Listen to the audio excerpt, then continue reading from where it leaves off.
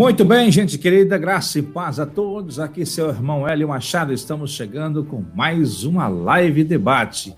E hoje nós temos um tema muito interessante. Vamos falar sobre a pessoa de Jesus.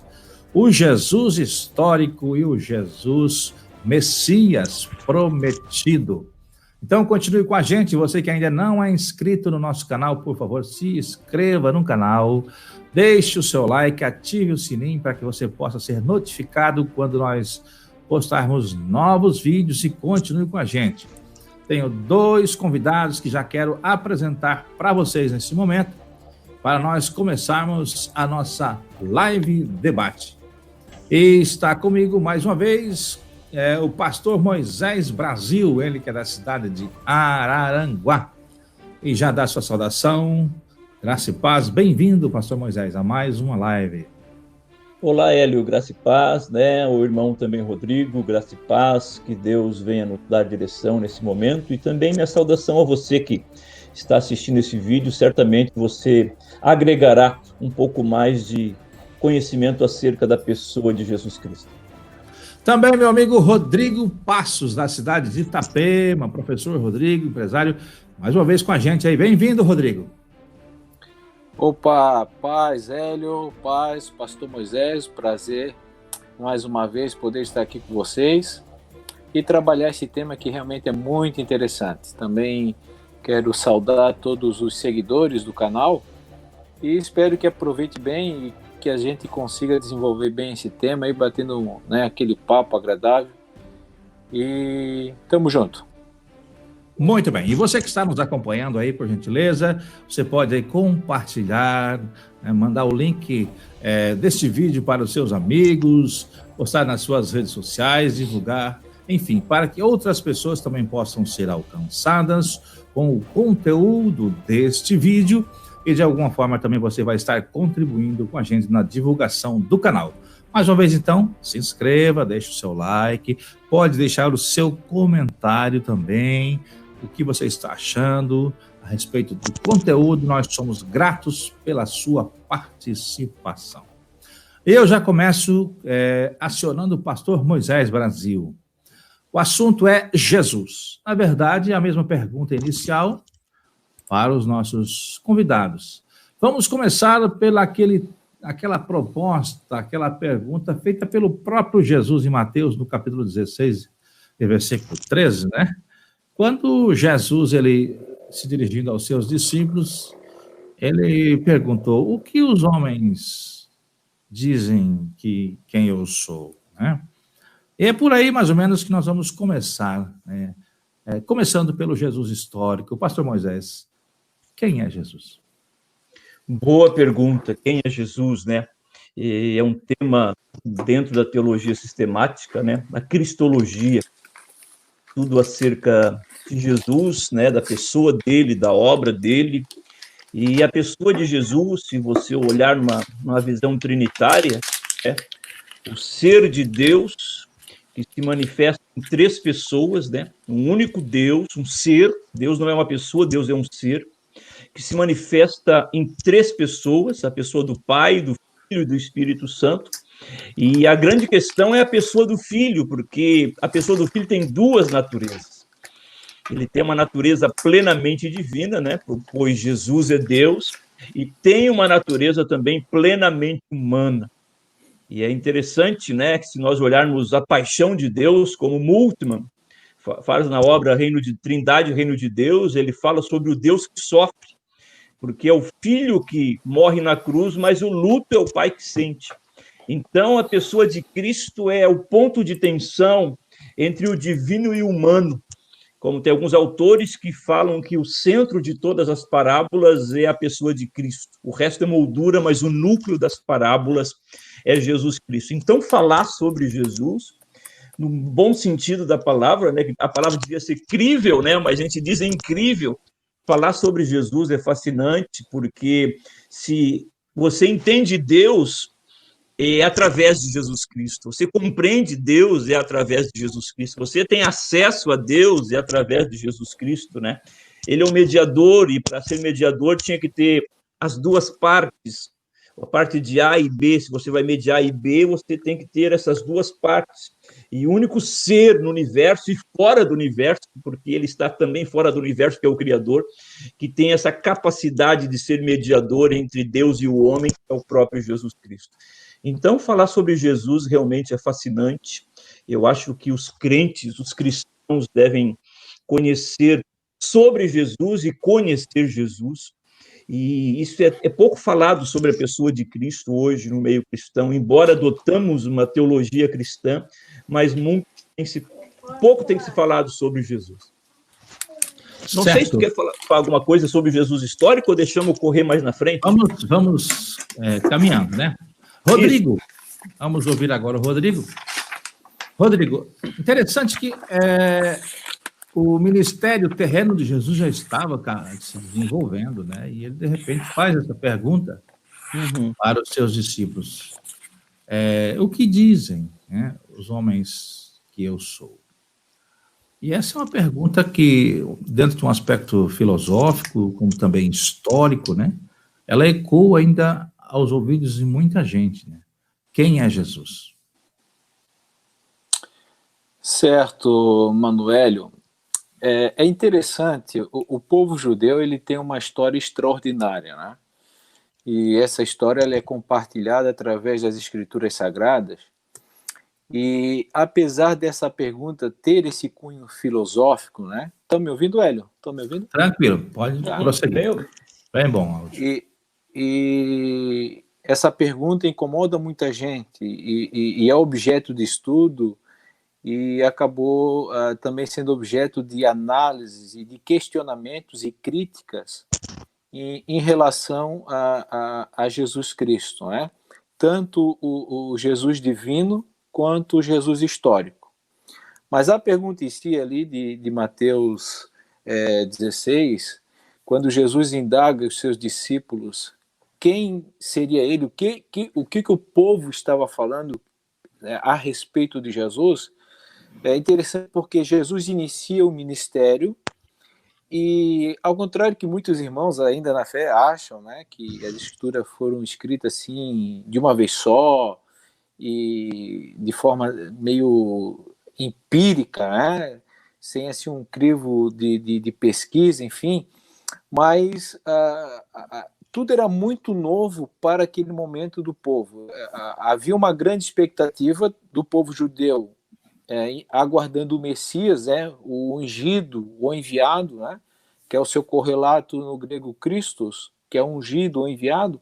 Então, o povo judeu havia muitos séculos, muitos anos, esperando que Deus enviasse, né, o Messias para a restauração do reino de Israel, né? E quando Jesus, então, aparece nesse cenário e começa a operar em nome de Deus, se identificando em alguns momentos como filho de Deus, ele está dando pistas daquilo que ele vai se revelar. Então, ele não inicia o seu ministério dizendo assim, olha, eu sou o verbo encarnado, né? Porque Jesus é isso, né? Ele é o Emanuel, o Deus conosco. É Deus que se fez carne, ele encarnou numa natureza humana para então cumprir a justiça de Deus. Depois a gente aborda um pouquinho mais esses termos teológicos, mas o pastor Moisés já deu uma introdução muito interessante e correta, claro, porque ele faz parte daquilo que nós chamamos de trindade, né? A trindade é um conceito teológico que, apesar da palavra trindade não estar nas escrituras, ele é um conceito que se constrói, né, e é facilmente identificado nas escrituras. Então, é um assunto consolidado em que há o Pai, que é Deus, que há o Filho, que também é Deus, e o Espírito Santo, que também é Deus. Então, a doutrina da Trindade envolve esse conceito teológico de que Deus é formado por três pessoas distintas e formam uma só divindade, apenas um Deus, porque não teria como o povo judeu aceitar um politeísmo, claro que não, Eles sempre foram monoteístas, e a revelação especial de Deus, através de Abraão, é a revelação do Deus único e verdadeiro.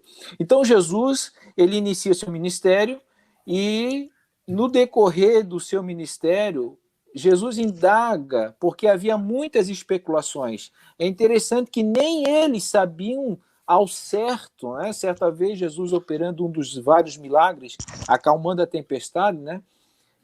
Que pena que a gente não tem esse poder, porque ontem, né, pastor Moisés, a gente poderia ter acalmado a tempestade. Aquieta-te, acalma-te, né? Mas os discípulos indagaram só, quem é este, né? Que até mesmo os mares e os ventos lhe obedecem. Eles não fazem a menor ideia que Jesus é o Messias, que muito menos é o Deus encarnado. Então, a revelação, ela é progressiva, ela vai evoluindo, né? Então, Jesus pergunta aos seus discípulos quem era Jesus. Então, alguns respondem assim, olha, alguns falam que é um dos profetas, Elias, ou Jeremias, e assim por diante. E aí as Escrituras vai dizer que Pedro, né, tomado pelo Espírito Santo, uma revelação, tu és o Cristo, tu és o Messias, tu és o Filho do Deus vivo, ao qual Jesus indaga, né, que não foi carne e sangue que revelou, mas unicamente o meu Pai que está nos céus. Então, naquele primeiro momento, nesse contexto imediato, nós vamos encontrar ali, por revelação divina, o Pedro identificando como o Messias, o enviado, aquele que Israel estava aguardando. Então, é claro que no decorrer das Escrituras, nós vamos identificando, né, que ele é o Deus conosco, Emmanuel, o Verbo encarnado, né? Jesus, ele acaba, então, tendo em si as duas naturezas. Eu gosto muito de cristologia, e é um tema, pastor Moisés, que o povo não entende muito direito. É verdade. Ele tem carência isso na igreja. Às vezes, eu percebo que se dá muito ênfase na humanidade de Jesus, né, em detrimento da divindade. Muitos acreditam que Jesus se esvaziou, né, a teoria kenosis, se esvaziou da divindade, outros falam que se esvaziou dos atributos. Isso é um equívoco tremendo, depois nós vamos abordar. Mas Jesus, ele é Deus em essência. Em nenhum momento ele deixou de ser Deus. Ele era Deus perfeito e um homem perfeito, né? Aquela famosa fraseologia, 100% Deus, 100% homem. Então, ele detinha duas naturezas em uma. Como ele fez isso? Isso é um grande mistério. Então, fica aqui uma palavra introdutória. Bom, vocês dois já fizeram uma introdução, já entrando no aspecto cristológico também. Mas antes eu quero focar inicialmente a nossa live no aspecto mais do Jesus histórico, a questão do aspecto sociológico, porque é impressionante, né, Pastor Moisés, se nós analisarmos a forma como Jesus chega e tal, ele adentra no seu ministério de forma terrena, né, os aspectos de barreiras sociais que ele tem que enfrentar, e a forma como Jesus trata todas essas circunstâncias, né, pastor Moisés? Isso, Hélio. Em primeiro lugar, falando sobre Jesus histórico, só se sabe duas coisas historicamente de Jesus. Se tu tirar os evangelhos, vamos supor que desconsidere os evangelhos como livro histórico, ainda que particularmente a teologia cristã, o pensamento cristão afirme que os evangelhos são históricos, são reais, são verdadeiros, né? Mas na história mesmo, tirando os evangelhos, só se tem duas informações acerca de Jesus. E essa informação é dada por Flávio Josefo, na obra dele, a História dos Hebreus. Alguns acham que foi acréscimo do pensamento cristão na obra de Josefo, né? Essas obras foram encontradas, eu acho que é o ano 70, depois da queda de Jerusalém, descobriram que um judeu que tinha uma grande história do povo judeu e foi tomado os materiais dele. Só se tem duas informações históricas acerca de Jesus. Um judeu crucificado por Roma no primeiro século. Ponto. A única informação histórica acerca de Jesus, fora os evangelhos, fora Atos dos Apóstolos, né? Fora as predições todas do Antigo Testamento acerca do Messias, como o Rodrigo falou, né? Enfim, só se tem essas duas informações. Um judeu crucificado por Roma. Mas se tem muita informação acerca de como era a Galileia, como era a Judéia, como eram as tetrarquias, como era a dinastia herodiana, como eram as classes políticos religiosas dos fariseus, dos saduceus, dos essênios, dos zelotes, dos herodianos. Isso se tem muita informação. Tem um escritor chamado Pagola, José Pagola, ele tem um livro dele chamado Aproximação Histórica. Ele pega os evangelhos e joga dentro dessa informação histórica daquele tempo. E daí você começa a entender muita coisa, tipo, o Império Romano tributava tudo ele cobrava impostos, né, da plantação, da colheita, da pesca, do comércio das ovelhas, de mercadorias, comércio de escravos. Os únicos locais que o Império Romano não tributava na agricultura era no meio dos espinhos, era nos pedregais e na beira do caminho. E Jesus nasce nesse contexto e ele transmite as suas parábolas exatamente crescendo nesse contexto.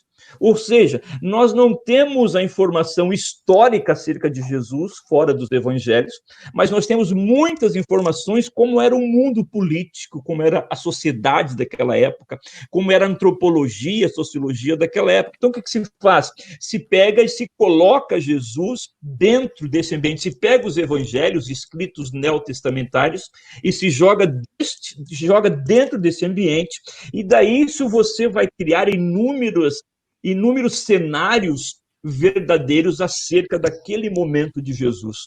E nessa questão de Jesus históricos, né, podemos citar Albert Schweitzer, que é aquele que tem um hospital com o nome dele no Brasil, que era um alemão, enfim, depois foi missionário na África. Também temos Raymond Brown, que escreve sobre a infância do Messias e a morte do Messias, 3 volumes espessos. E também temos Charles Dodd, que além de falar de escatologia, também escreve sobre o Jesus histórico e muitos outros. Já houve, principalmente até o ano 1970, da nossa época, as tentativas de escreverem sobre Jesus, e se achou uma urna com os ossos de um irmão de Jesus, e achou não sei mais quem. Então, o resumo que se tem hoje sobre o Jesus histórico, um judeu crucificado por Roma no primeiro século. Daí sim se lança os evangelhos todos dentro dessa questão histórica. Rodrigo, dentro desse contexto histórico também tem até o aspecto, porque o conceito de religiosidade política dos judeus, sobretudo do tempo, né, de Jesus, meio que se coadunavam, meio que se misturavam, né? Aí tinha os fariseus, os saduceus, tinha todo um emaranhado que entrelaçou os conceitos da época e que Jesus teve que trabalhar todas essas questões também, né, para ampliar o seu chamado ministerial, né, messiânico, né? Não, sem dúvida. É importante ressaltar só a respeito do Jesus histórico que o pastor Moisés estava abordando. Eu destacaria ainda que essa análise crítica que é feita, né, para identificar o Jesus de Nazaré, a figura de Jesus de Nazaré como esse personagem histórico, geralmente há uma tendência de tentar desconstruir a mítica do Jesus divino, né? Então, nós temos uma análise que se encaminha por essa avaliação para descaracterizar a pessoa do Jesus divino. Então, a tentativa é de desconstrução, que Jesus, na verdade, era um homem comum, um líder, né, uma pessoa que influenciou, e não muito mais do que isso. Então, essa tentativa ela é facilmente desconstruída, essa narrativa, porque os valores que nós estamos tratando aqui, eles envolvem a fé.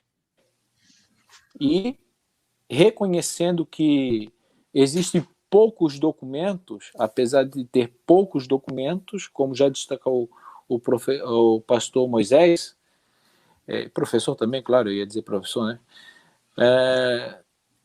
isso não invalida o fato de Jesus ter existido, tanto como personagem histórico quanto um personagem divino. Jesus pertence à história, é totalmente inconcebível a história sem a figura do Jesus histórico e muito menos do Jesus divino.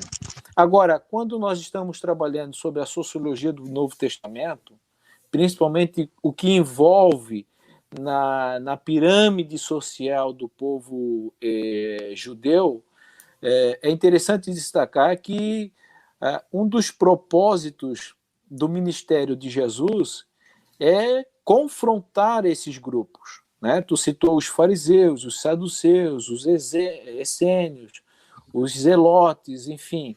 Existe toda uma estrutura religiosa, né? O povo judeu é um povo religioso, tudo gira em torno da religiosidade, e o ápice dessa religiosidade é a chegada do Messias.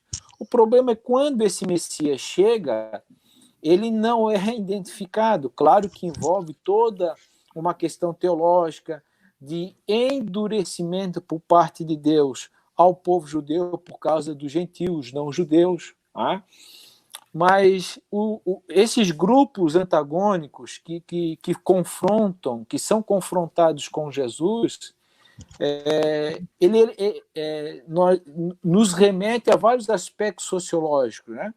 Um dos principais nós podemos observar quando Jesus expulsa do templo aqueles cambistas e define, né, como de fato era, que o templo, né, é chamado casa de oração, era o local de adoração a Deus e não um local de venda de sacrifícios esvaziado de todo o seu significado, porque aquela estruturação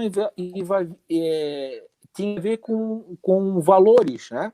A verdade é que as famílias dos sacerdotes, principalmente envolvendo os saduceus, toda uma estrutura se beneficiava daquela prática que se tinha. Então, quando Jesus confronta isso aí, então eles começam a persegui-lo e vê nele uma ameaça a toda aquela estrutura que tinha.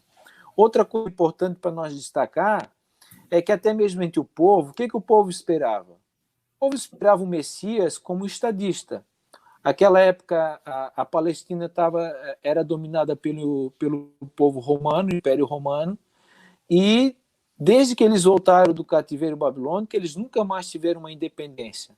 Então, as várias profecias do Antigo Testamento apontavam para uma restauração que remetia aos tempos de glória de Israel, no tempo de Davi, de Salomão.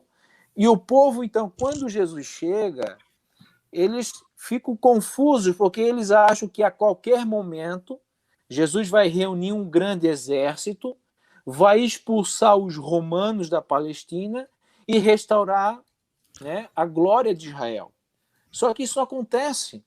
A mensagem de Jesus é outra. A mensagem é uma mensagem de arrependimento, de metanoia, é um arrependimento que o meu reino não é desse mundo, né? Ele confronta, né? Quando o evangelho não conforta, ele confronta.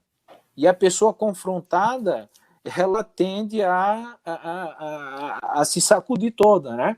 Uhum. Então, é tão forte isso, e até mesmo entre os seus discípulos tem muita desconfiança. Eu estou me recordando aqui uma das passagens, que a mãe de dois, né, do João e do Tiago, né, ela chega perto de Jesus, a Bíblia não fala o nome dela, e ela diz para Jesus, né, assim, eu tenho um pequeno pedido aí para te fazer. Se não, pois não, o que que... Eu estou parafraseando, claro. O que tu queres? Não, quando tu estabeleceres o teu reino aqui, eu gostaria de uma coisa muito simples, é muito fácil. Eu gostaria que na tua direita assim, sentasse o meu filho e na tua esquerda o meu outro filho. Ela não era egoísta, né? Tinha 12 apostas, ela queria os dois lados para o filho dela. Né? É da natureza do ser humano, né? O egoísmo. Primeira líder do Centrão que se conhece na história. Mas ela está falando ali, não é do reino dos céus, ela acha que Jesus vai impor um reino ali, que vai, a hora que ele expulsar os romanos, ele vai tipo, consolidar um reino de Israel, e ela queria esse benefício para os filhos. Então, o que nós vamos encontrar ali, Jesus, é confrontando essas classes sacerdotais. Jesus acolhe os desprezados, né? Os publicanos, os pecadores, as mulheres, os leprosos, quer dizer, todas aquelas pessoas que na estrutura social são marginalizadas, né? O discurso de Jesus é um discurso que vai de encontro ao coração, e aí eles não conseguem identificar quem é Jesus. Então, isso para nós hoje é muito fácil, porque nós temos as Escrituras e nós cremos nela como palavra de Deus, né? Certo. Pastor Moisés, o Rodrigo fez menção dos essênios, e há quem diga, né, que Jesus teria feito parte, né, da comunidade religiosa dos essênios. Eu lhe pergunto, é possível detectar o aspecto religioso de Jesus antes da sua ascensão? Me refiro mais dentro de um contexto das facções religiosas que existiu dentro do contexto do judaísmo? Sim, Hélio, vou entrar agora aí. Só dar uma explicação, na verdade, uma diferenciação daquilo que o Rodrigo falou. Ele falou da tentativa de desconstruir Jesus através do Jesus histórico. Na verdade, isso são épocas da teologia. A desconstrução, que é chamada de desmitologização, não partiu daqueles que trabalhavam com Jesus histórico. Essa desconstrução do divino e deixar somente no humano, essa aí veio do Schleiermacher e de Rudolf Bultmann, que Jesus era um homem qualquer, naturalmente, mas que mais se aproximou de um ideal e do ideal divino. Essa desconstrução, essa remoção dos mitos na Bíblia, isso não se deu através da pesquisa do Jesus histórico. Isso se deu principalmente com os dois teólogos, Rudolf Bultmann e também com Schleiermacher, que é chamado alta crítica e que depois deu origem, ninguém gosta de ser chamado desse termo, né, do liberalismo teológico. Isso é uma parte da teologia, mas a busca e a pesquisa do Jesus histórico, a tentativa não foi remover a questão divina de Jesus, mas é a questão de achar indícios históricos acerca daquele que os evangelhos informam ser o Deus feito homem. Então é necessário diferenciar esses dois pontos, né? Tem alta crítica, principalmente com Rudolf Bultmann, por sinal um dos maiores intérpretes do Novo Testamento, né? Cada vez que você fala de ter uma experiência pessoal com Deus, isso é de Rudolf Bultmann. Isso é teologia liberal. Antes de Bultmann, ninguém falava de experiência ele não pessoal acreditava com Deus. no aspecto da divindade de Cristo, né? Na verdade, a tentativa dele foi descascar o que realmente Jesus disse na Bíblia Sagrada. E ele tem Jesus como o homem que mais se aproximou de um ideal divino. Não tinha Jesus como Cristo, né? Então é só um adendo para a gente diferenciar, porque às vezes a gente coloca tudo dentro do liberalismo teológico, mas são duas coisas bem distintas. A alta crítica é Rudolf Bultmann, o Schleiermacher, alemães, e por sinal, quem ouvisse Bultmann ministrar naquela época a palavra de Deus, os templos na Alemanha lotavam para ouvir as suas pregações, seus sermões acerca de Cristo. Pois bem, voltando nesses partidos políticos de Israel, né, os fariseus, saduceus, por quê? Porque o Império Romano, para ele facilitar as coisas, ele trabalhava com vassalos e suceranos, ou seja, a província da Galiléia era um barril de pólvora. Tinham constantes revoltas, levantes. O que eles faziam, então? Eles mantinham, para acalmar o povo, eles mantinham o rei e mantinham a religião. Ou seja, a religião de Israel permaneceu ainda, né? embora não tendo mais arca no templo, tendo véu de separação, mas a arca não estava mais no templo, mantendo todo o ritual da lei, e por volta do templo tinham as sinagogas, como fossem as congregações, e mantinha também a dinastia dos Herodes. O Herodes o Grande constrói o templo, amplia, anexa o palácio dele no templo, permite que tenha dentro do templo estátuas do imperador romano. Isso para os judeus foi uma afronta. Né, estátuas é o sinônimo de idolatria dentro do pátio do templo. Herodes também permite que no templo entre os gentios e mulheres, coisas que no Antigo Testamento era proibido, o templo só entrava os levitas, então ele cria o átrio dos gentios, ou pátio dos gentios. E Herodes, antes de morrer, divide para os seus filhos, Herodes Filipe, Herodes, o outro irmão de Herodes, e Lisânias, é bem na introdução do Evangelho de Lucas. Então o Império Romano, e mantinha um procurador ali, que era Pôncio Pilatos, estava ali a contragosto, porque ninguém queria estar na província da Galileia, porque dizia que o povo cheirava mal e o povo tinha uma cultura diferente, então mantinham a religião e o rei. A dinastia de Herodes com o governo e a religião dominada, grande parte pelos fariseus, né, que eram pobres, mas tinham um grande número. Os escribas geralmente eram fariseus, né, os mestres da lei eram os fariseus, e uma pequena quantidade que eram os saduceus, que era gente do dinheiro, que vivia a custo daquilo que era gerado no templo. Eles, pela lei, não podiam ficar com nada dos animais, a pele dos animais, o couro dos animais, eles ficavam e vendiam. Só podia aceitar moeda no templo, moeda do povo judeu, porque não tinha esfinge de César, o desenho de César. Então, eles tinham casa de câmbio, vendiam os animais, que era permitido na lei.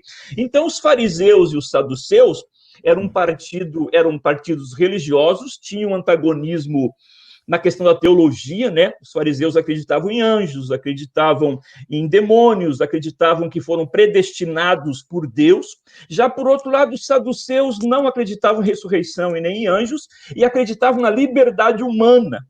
Eu sempre digo isso, que essa briga vem desde a época de Jesus, e foi esse tipo de gente, esse tipo de discussão que levou Jesus para a cruz. Então, essa discussão de liberdade humana e de destinamento de Deus, isso anula o evangelho. Isso não produz riqueza no coração das pessoas, pelo contrário, isso amordaça o evangelho e impede as pessoas realmente conhecer a pessoa de Jesus Cristo. Pois bem, tinha os zelotes, que eram uma espécie de guerrilheiros daquela época, que muitos levantaram. Se você lê o livro Jesus, o Zelota, muito criticado, ele fala algumas asneiras acerca de Jesus Cristo, mas era uma espécie de um partido militante, era uma resistência que queria tomar de Roma a glória de Israel. Depois tinha os essênios, que acreditavam que através do sofrimento humano, através das boas obras, iriam herdar o reino de Deus. Parece que nós vemos aí reformados, arminianos e católicos, né, que acreditam que, através do sofrimento, vão herdar o reino de Deus e assim por diante. E tinha os herodianos, finalmente, que era uma classe que defendia muito a família de Herodes, defendiam muito os bolsonaros, defendiam muito aqueles que estavam no governo. Então, esse quinteto político e religioso, sendo que os dois primeiros, fariseus e saduceus, eles se reuniam e formavam o Senado judeu, conhecido como Sinédrio. As leis de execução mínimas eram dadas nas sinagogas, mas leis mais abrangentes, com maior peso político e religioso, então era julgado pelo Sinédrio. Interessante que o Sinédrio não podia se reunir de noite, e quando prenderam Jesus, se reuniram à noite. Então tem toda essa questão. Tu perguntou se Jesus era essênio, né? A Bíblia não informa quanto a isso. Tem uma grande questão também, por que Jesus se submete ao batismo de João Batista? De onde é que João Batista tirou essa ideia de batizar as pessoas, no qual o próprio Filho de Deus se submete a esse tipo de batismo? Talvez uma linha histórica diz que os essênios tinham essa prática de batizar as pessoas, um batismo de arrependimento, um testemunho público de que a pessoa estava se arrependendo dos seus pecados. Parece que contrasta um pouco lá com um templo, no qual teria que oferecer um animal, não para perdão dos pecados, mas para remoção da culpa. No Antigo Testamento, o sacrifício não removia o pecado, mas removia a culpa. É Jesus que tem o sacrifício perfeito. Pois bem, então com isso se tem uma ideia não bíblica, talvez histórica, que Jesus tem algum tipo de contato com uma comunidade essênia, tipo João Batista. Mas isso fica no campo da hipótese. Não tem como afirmar, não, Jesus era essênio, não, Jesus era zelote, Jesus era saduceu, Jesus era fariseu. Não se tem como afirmar isso, porque foi estas classes que deu os maiores dilemas de Jesus. Porque no começo eles achavam que Jesus é mais um com síndrome de Messias, é mais um que está vindo lá de Nazaré, e nem coisa boa não vem de Nazaré, é mais um que está vindo. Só um detalhe: as pessoas, quando começaram a observar o discurso de Jesus e comparar com os discursos dos fariseus e saduceus, eles começaram a dizer: que doutrina é esta? Que tipo de ensino é este que até os demônios lhes são sujeitos? Então, isso é conhecido na Bíblia como a popularidade de Jesus, o tempo da popularidade. Ele sai como um Zé Ninguém, de uma pequena aldeia de uns 400 pessoas, no máximo, chamadas de Nazaré. Coisa boa não veio de Nazaré, viviam da pesca, gente muito pobre, e ele começa a ganhar notoriedade. Os fariseus já começam a convidá-lo para jantar em casa, porque começam a ver nele certa notoriedade, como tem aquele caso do hidrópico, que é um homem inchado por causa do acúmulo de líquidos no corpo, e Jesus é convidado para a casa de uns fariseus. Então, no começo, Jesus não vai ter problema, mas ele começa a ganhar fama, começa a ganhar prestígio, começa a ter discípulos, né? E começa a pipocar os milagres e as ressurreições e a multiplicação de pães e peixe, até que no capítulo 9 de Lucas ele decide entrar em Jerusalém e entra aos moldes de Salomão montado num jumentinho. E quando ele entra no domingo, chamado Domingo de Ramos, em Jerusalém, o povo gritando e saudando, e eles realmente decidem: vamos tirar ele de circulação. Mas interessante que nem toda a classe religiosa era contra Jesus, porque eles sabiam quem era Jesus. O texto diz de Mateus que Pilatos sabia que queriam matar Jesus por inveja. E Pilatos, por 3 vezes, diz: não vejo nele culpa alguma. Se você olhar o Evangelho de Lucas, no começo já diz: e eles procuravam ocasião para matar Jesus. Então, ele sai de uma terra de ninguém, porque todo movimento social nunca começa do núcleo. Como todo avivamento da igreja, nunca começou na metrópole, sempre começou em pontos muito pequenos, em vielas, em becos, em favelas, e ninguém deu crédito no começo, mas depois foi ganhando forma, tamanho e qualidade. Assim começou Jesus. Ele vem do interior com um discurso contundente, ele não veio anular a lei, ele mesmo disse, mas ele vai no núcleo da lei, ele vai no centro da lei mesmo, no miolo da lei. Ele sempre usava o discurso: vocês ouviram o que Moisés disse, vocês ouviram o que os vossos pais disseram, eu, porém, vos digo. Ele não anula a lei, mas leva para o centro da lei. Então, essa classe religiosa, que o último dilema deles, eles pegam uma moeda, já em Jerusalém, a última semana de Jesus, e perguntam para Jesus, os saduceus: é lícito pagar imposto para César? Jesus pede uma moeda e pergunta para eles: quem é que está nessa moeda aqui? É César, então dê a César o que é de César, e lá no templo, vocês dê a Deus o que é de Deus. E isso é a gota d'água, quando Jesus no templo chama a alma religiosa de Israel, o centro religioso de Israel, que na Páscoa estava entupido de gente, vinha judeu de tudo quanto é lado, uma vez por ano na Páscoa. Jesus chama aquele lugar de reunião de bandido, de covil de salteadores. Jesus não critica a oferta no templo, Jesus não critica o sacrifício dos animais, Jesus não critica a música no templo, que não foi de Moisés nem de Davi, foi coisa de Salomão. Jesus não critica a liturgia no templo, mas critica o que fizeram com o templo. Então, dê a César o que é de César, e lá no templo, vocês dê a Deus o que é de Deus, porque a casa do meu pai não é lugar de bandido, não é lugar de corrupto, a casa do meu pai é lugar de oração. Certo. Rodrigo, ainda continuando dentro desta linha, esse berço aí religioso, político, social, que vai apresentar Jesus, qual a leitura que você faz dentro desse raciocínio? Olha, só repete que teve alguma parte que cortou. Então,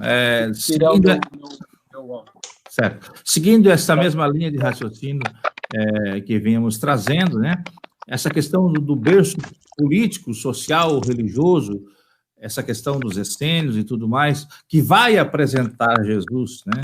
Antes de o mundo saber de Jesus, Messias, divino, existiu esse Jesus que conviveu com todo esse contexto.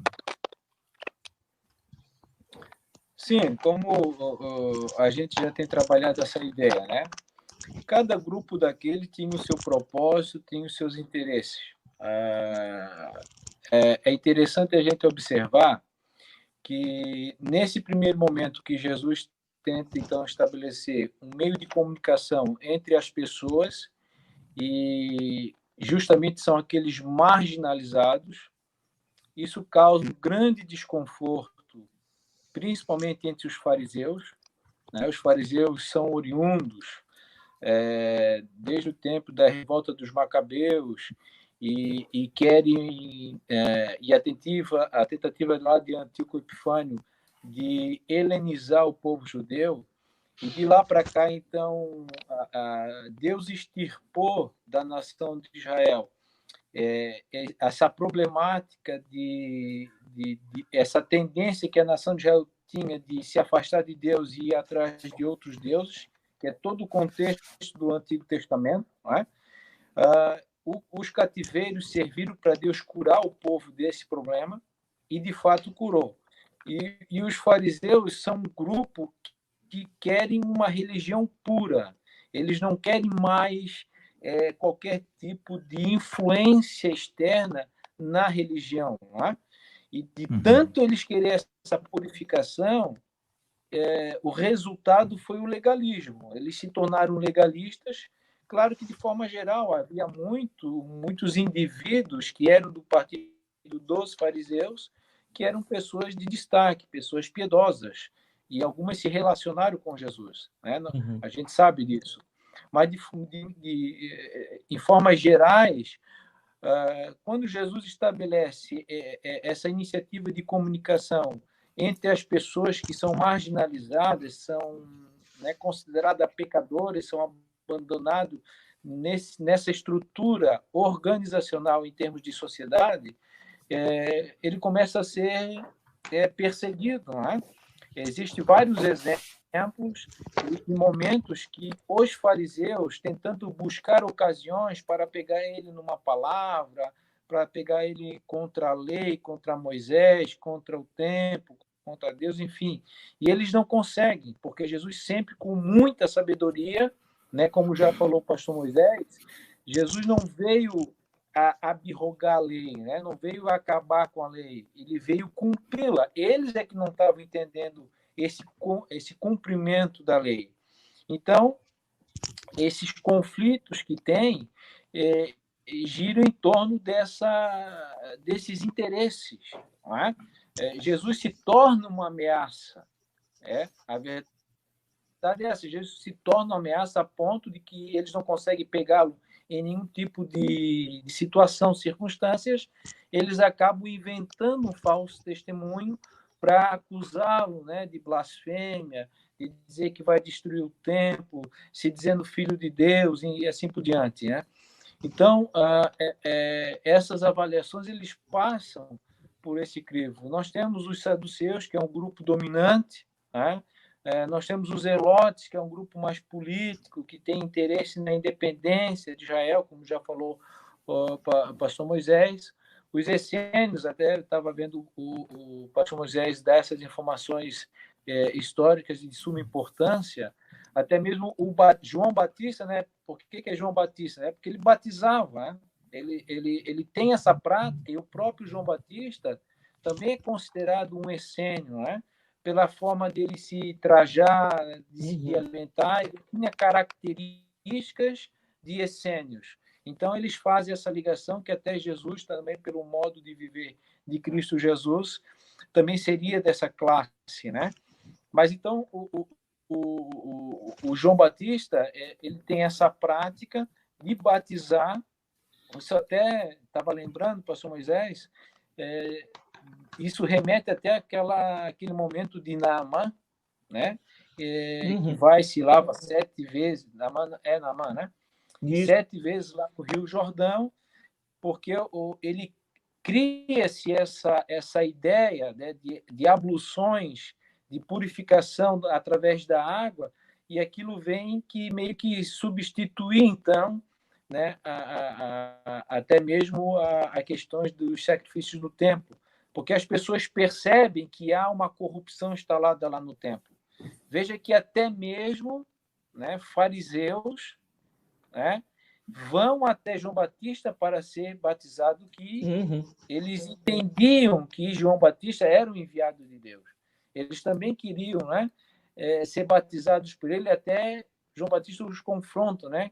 Quem ensinou vocês a fugir da ira vindoura?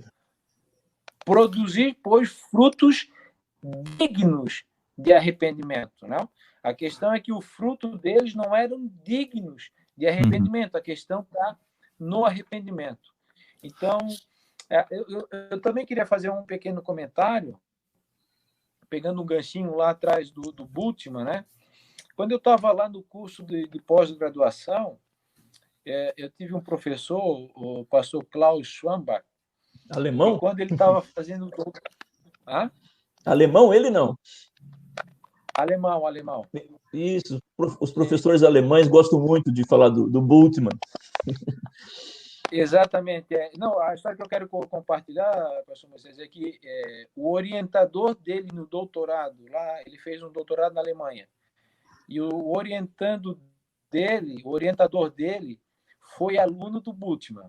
Eita. Então, ele contou para nós, certa vez lá na aula, que o Bultmann era muito rigoroso, um professor muito rigoroso, e era assim, os alunos dele, não era qualquer um, ele tinha que falar fluentemente, entender e decantar o grego, né? E se o camarada se ele pedisse, faz uma leitura lá no texto tal em grego, e se o camarada começasse a dar uma engasgada ali no grego, ali, ele já, por favor, o senhor pode se retirar da minha aula porque o senhor não está apto para ter aula comigo, né? Então ele era nesse sentido. Mas o Bultmann, apesar de ser considerado um grande teólogo, estudioso, e nessas obras dele, na tentativa dele de demitologizar, né, a ideia dele era transformar, né, o sobrenatural, por assim dizer, os contextos que Jesus opera milagres, tornar isso mitológico. Ele até tem uma frase que diz o seguinte, em se tratando de linguagem mitológica, ela é inverossímil para o ser humano hoje. Então, veja, é interessante que às vezes ele é mal interpretado. Não é que ele estava querendo descaracterizar o Jesus histórico ou Jesus divino. Ele queria transformar os atos divinos de Jesus numa coisa mitológica pedagógica. Ele coloca a mitologia não como uma coisa pejorativa ou colocar em demérito, mas usando o mito como maneira de expor o evangelho, uma questão mais pedagógica. Então, nessa construção dele, ele então é enquadrado, né, nesse liberalismo teológico, né? Certo. Seja como for,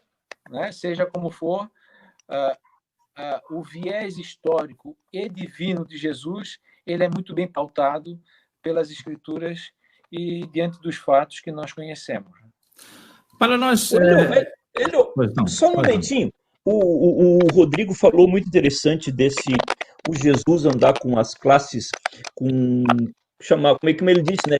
O João Batista que andava certinho, não criticaram. E agora vem o Filho do Homem que come e bebe com os pecadores, também não serve. Mas tem um momento em Jesus, que é Lucas 15, que Jesus está comendo e conversando com publicanos e pecadores, duas classes desprezíveis para os judeus. Só faltou os samaritanos estar junto ali para fechar a trindade dos desprezados. E eles começam a razoar, e sempre tem essa frase no Evangelho, começando a razoar entre si, perguntando, ele come com pecadores e conversa com pecadores. E a partir disso, Jesus desencadeia a parábola toda do capítulo 15, dividida tipo em 3 parábolas, que todas as 3 falam de coisas perdidas. Um pastor que tem 100 ovelhas e perde uma, no final Jesus diz, né, que mais vale um pecador que se arrepende do que 99 justos que não precisam de arrependimento. Depois Jesus fala de uma mulher que tinha 10 moedas e perde uma. E por último, Jesus fala de um pai que tinha 2 filhos. E no final dessa parábola, do capítulo 15, o filho mais velho chega para o pai e diz o seguinte: pai, eu nunca transgredi um mandamento teu. Jesus estava dando a resposta exatamente para o começo da parábola, para a classe religiosa dos escribas e fariseus que estavam ali. E esse é o miolo da parábola, né? A parábola das coisas perdidas, ou as 3 parábolas, e a resposta do filho mais velho: pai, eu nunca transgredi um mandamento teu, mas veio esse teu, não chama nem de irmão, né? Vem esse teu filho que gastou tudo, e o pai diz: vamos nos alegrar, porque ele estava morto e reviveu. Então, essa é uma típica parábola, que é um típico texto de Jesus, um dito de Jesus, que é uma resposta ao questionamento da classe religiosa. Como bem falou o Rodrigo, né, que eles procuravam pegar Jesus em todos os aspectos, procuravam se Jesus não tinha nenhum, um plágio no seu discurso, né, procuravam um currículo látis de Jesus para ver se não tinha algum erro, alguma coisa. Ainda bem que não conseguiram achar nada na pessoa de Jesus Cristo. Desculpa, Hélio, cortar o teu assunto. Bom, nós vamos... Pois não, Rodrigo. Hélio, fala. Preciso de uma parte aqui, porque o pastor Moisés fez uma abordagem fantástica agora. À vontade. Eu gosto muito de Lucas 15, pastor Moisés. Eu gosto também de Lucas 15. Porque é exatamente isso que tu colocou, né? Lá no texto grego, essas 3 parábolas subdivididas, elas são uma só parábola. Uhum. Né? Elas foram subdivididas depois das traduções. Mas a intenção de Jesus é uma só. E é exatamente o versículo 1 e 2. A resposta de todo esse contexto está ali no versículo 1 e 2. Jesus come, bebe, recebe publicanos e pecadores. Né? Quem são os publicanos? São judeus que estão a serviço de Roma. Isso. Né? E que cobram os devidos impostos, e alguns até levando um pouco a mais, levando a sua parte, né? Então, os pecadores são aqueles que são marginalizados, são aqueles que não estão enquadrados dentro dos grupos, as elites sacerdotais, né? São os pecadores, são as prostitutas, enfim. Mas os publicanos são sobremaneira odiados, né? São considerados traidores da pátria. Então, as 2 parábolas, tanto a do pastor quanto a da mulher que perde a dracma, o objetivo é um só. Né? O pastor representa Deus, que vai atrás de uma ovelha que se perdeu. A ovelha representa o publicano e os pecadores. E, quando ele encontra, né, essa ovelha perdida, ele se alegra, a festa. A dracma é uma parábola irmã, é o mesmo significado. Eu já vi, um parêntese, pastor Moisés, as mais loucas interpretações das dracmas. Não é possível fazer um sermão isolando as 3 parábolas. É um equívoco hermenêutico, exegético. Muito mais ainda na última, que é a famosa do filho pródigo. Do filho pródigo, exatamente. Eu sempre digo o seguinte: o filho mais novo, o que abandona, o que fica lá largado, perde tudo, depois volta arrependido, eu canso de ver as ministrações dando ênfase no irmão mais novo. Mas o irmão mais novo é um ator coadjuvante. O ator principal é o filho mais velho. Porque a parábola do filho pródigo é a resposta cabal para os escribas e os fariseus que não entende, que não aceita que Jesus come, bebe e recebe com pecadores e publicanos.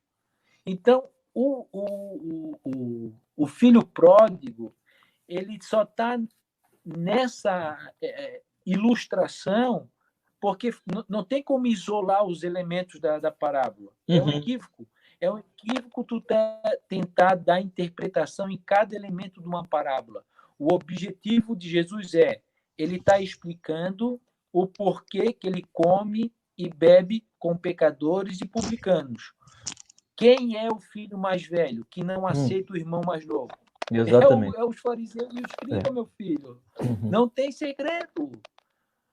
Certo. Na parábola que Jesus está dizendo o seguinte, olha, vocês são o irmão mais velho. Eu estou explicando por que eu como e bebo com publicanos e pecadores. Então, isso aí é como se fosse um resumo do ministério de Jesus. Fantástico. Exatamente. Interessante. Certo. Muito bem. Nós vamos estender esta temática, porque é um assunto bastante vasto, então nós vamos dividir em 2, ou quem sabe até em 3 lives, certo? Então nós vamos deixar a parte cristológica para a sequência do debate.